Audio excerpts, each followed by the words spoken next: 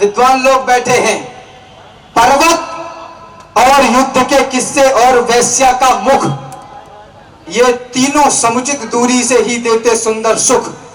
कथा युद्ध की सुनने में रमणीक लगा करती है, मगर समर्थन में शौर्य की धार बहा करती है।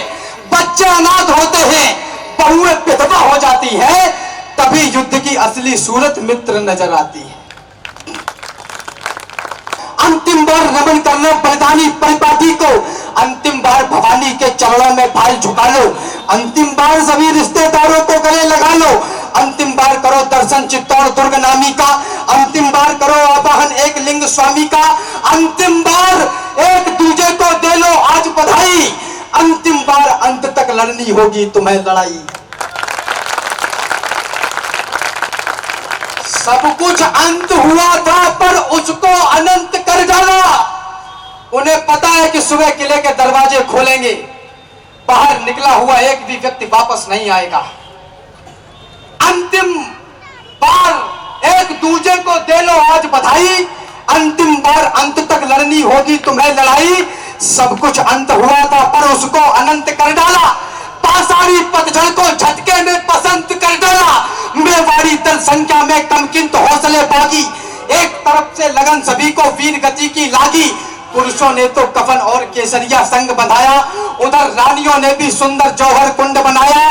ठाकुर ठकुरानी पाषाणी सीमा लांग रहे थे, एक दूसरे से मरने की आज्ञा मांग रहे थे, एक दूसरे से मरने की आज्ञा मांग रहे थे। फाटक खुले, रावण ने पूछ लिया कि जो लौट जाना चाहता है वो लौट जाए। मेवाड़ियों का जवाब सुनना, राजस्थानियों का, हिंदुस्तानियों का जवाब सुनना, और इस वर्तमान परिप्रेक्ष्य में भी सुनना। माँ अब तक की सबसे सर्वाधिक तालियां इन पे देखना चाहता हूं। मातृभूमि है माई, तो माई के लिए लड़ेंगे, जिसमें खेले हैं उस अंगनाई के लिए लड़ेंगे, सत्य सनातनता की ऊंचाई के लिए लड़ेंगे, असल राष्ट्र भारत की प्रभुताई के लिए लड़ेंगे, किसी और के लिए नहीं, भाई के लिए लड़ेंगे, जग में भरत वंश की ऊंचाई के लिए लड़ेंगे।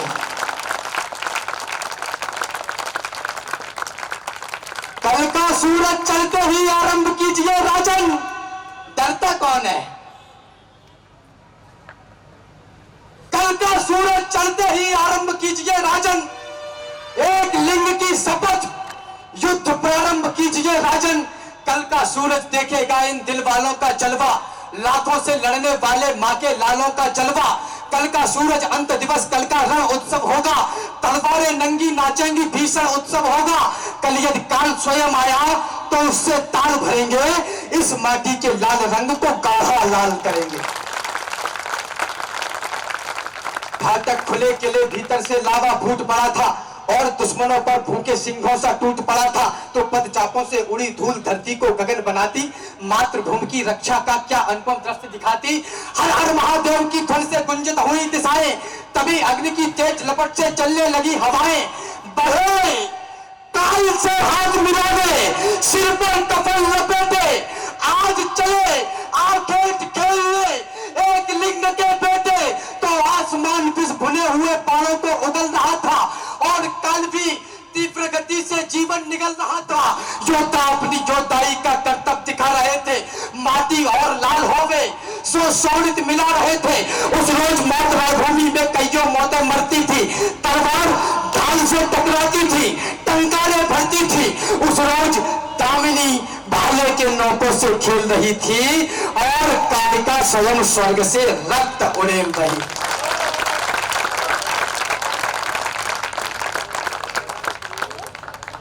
चली कुंड की ओर कंचनी काया को दमकाने।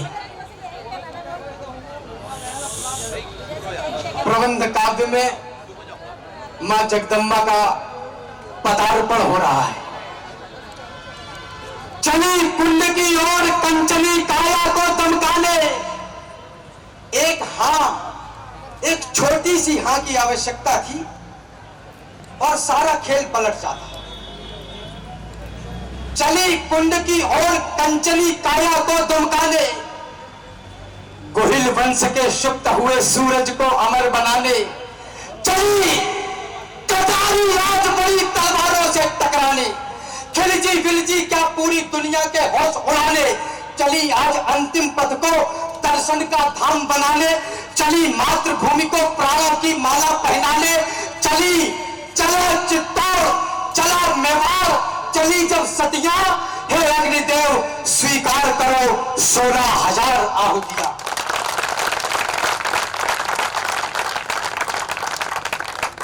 लगी भवानी जब पहने थे लाल रंग के जोड़े। 2 मिनट आप लोगों के बीच में रहूंगा। हमारे यहां 16 श्रृंगार की परंपरा है। हिंदी साहित्य में इसको कई तरीके से कहा गया। बालें हैं, बाल हैं तो काली घटाएं हैं, इस प्रकार की उपमा और उपमान दिए गए। निवेदन करना चाहता हूं, रूप यौवन पे इतराने वाली यौवनाओं, एक बार चंद्रहास पे भी इतराइए। काली सी घटा के उपमान जो हुए हैं केस, एक बार इनमें से क्रोध बरसाइए और एक बार फूल को बनाइएगा शूल और कोमल शरीर से कठोरता दिखाइए। बेटियों कलाइयों से चूड़ियां उतारकर एक बार लोहे के कंगन खनकाइए।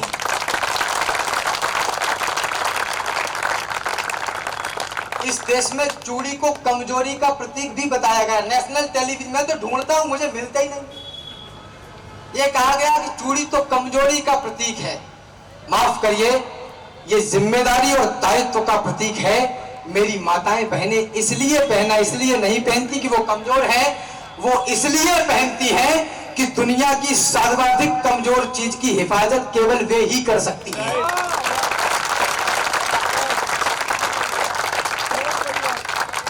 पहला श्रृंगार मस्त सजी, उन्हें पता है कि जौहर करना है। माता सजी, निवेदन करना चाहता हूं, कुछ एक श्रृंगार आप लोग बीच में रखूंगा। पहला श्रृंगार, आंख में जब काजल की धार लगाई तो अश्रु छलक ना पड़े तभी लक्ष्मण रेखा बनवाई। दूजा श्रृंगार, भाल पर माने जब बिंदी को धारा, ऐसा लगा मात ने मस्तक पर दिनकर अवतारा। तीजा श्रृंगार, होठ पर माने लाली को लगवाया, अंगारों से अगर हो गए अग्निकुंड दहकाया। चौथा श्रृंगार, मात पद्मिनी का आज विश्व ने देखा जब मैंने माथे पर डाली स्वाभिमान की रेखा। श्रृंगार पांचवा, हाथों की मेहंदी में बोल रहा था, स्वाभिमान का रंग नई पीढ़ी में बोल रहा था। छठवां श्रृंगार, कर्ण कुंडल मनमाने लटक रहे थे, जैसे कोई देशभक्त दीवाने लटक रहे थे। श्रृंगार सातवां, नथनी का मर्यादा धार रही थी, उसके आगे पवित्रता भी खुद को हार रही थी। श्रृंगार आठवां, स्वाभिमान की रेखा ढांक रहा था और मर्यादा के दर्शन को बाहर झांक रहा था। और मर्यादा के अब तक रण में राजपुतानी खेल आपने देखा, लेकिन हमसे कहा जाता है कि भूल जाओ। हम लोग अजमेर रहा करते थे, 500-600 वर्ष हमारे पूर्वजों को पहले दौसा जाना पड़ा, पहले बूंदी, फिर दौसा, फिर आगरा और उसके बाद जाके इटावा की चंबल नदी के किनारे हम लोग रहे। आप भूल सकते हैं, मैं तो नहीं भूल सकता, मुझसे तो नहीं भूला जाएगा। निवेदन करना चाहता हूं, अब तक राणा राजपुतानी खेल आपने देखा, लेकिन नहीं भुलाना चाह सकता जौहर का लेखा, नहीं भुलाना चाह सकता बलिदानी ज्वालाओं को, नहीं भुलाना चाह सकता 16,000 माओं को, नहीं भुलाई जा सकती कन्याओं की अटखेली, नहीं भुलाई जा सकती वो दुल्हन नई नवेली, नहीं भुलाई जा सकती वो गर्भवती योद्धानी, और नहीं भुलाई जा सकती है कभी पद्मिनी रानी।